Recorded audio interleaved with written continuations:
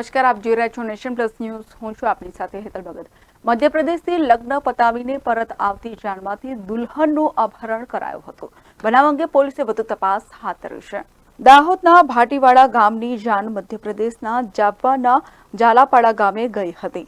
લગ્ન પૂર્ણ કરી પરત જાન મધ્યપ્રદેશની બોર્ડર પાર કરી ગુજરાતના દાહોદ પાસે આવેલ બોરડી ગામ આવી પહોંચી હતી. તે દરમિયાન બોરડી નજીક મોટરસાયકલો ઉપર ઘાતક હથિયારો લઈને આવેલ 20 જેટલા ઇસમોએ દુલ્હનની કાર રોકી હતી. તેમણે ડ્રાઈવરને ધાકધમકી આપી દુલ્હનનું અપહરણ કરાયું હતું. બનાવ અંગે દાહોદ પોલીસને જાણ કરવામાં આવી હતી, જેને લઈને એલસીબી સહિતનો પોલીસ ટીમનો કાફલો ઘટના સ્થળે દોડી આવ્યો હતો. દુલ્હનનું અપહરણ કયા કારણોસર કરાયું તે દિશામાં પોલીસે તપાસ હાથ ધરી છે.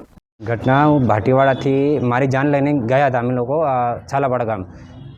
1:30-2 વાગ્યા સુધી અમે ત્યાં પહોંચી ગયા. પછી 7-8 વાગ્યા સુધીમાં ફેરા પાડ્યા. પછી ત્યાંથી આવતા હતા અમે ભાટીવાડા પરત આવવા માટે છાલાપાડાથી 4 રસ્તા નવાગામ 4 રસ્તા પર ચોકડી પર 20-25 ઇસમો હતા. એમની પાસે હથિયારો વગેરે હતા અને અમારી ગાડીને રોકી લીધી કે તમે માણસને મારીને અહીંયા ઠોકીને આવી ગયા એમ કરીને ગાડી રોકી.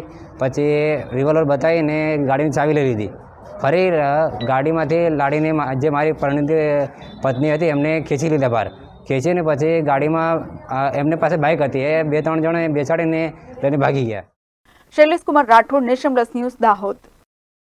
સમાચારોના સતત અપડેટ મેળવવા માટે અમારી નેશન પ્લસ ન્યૂઝની યુટ્યુબ ચેનલને સબસ્ક્રાઇબ કરો, બેલ આઇકન દબાવો અને જોડાયેલા રહો ફેસબુક, ઇન્સ્ટાગ્રામ અને ટ્વિટર પર.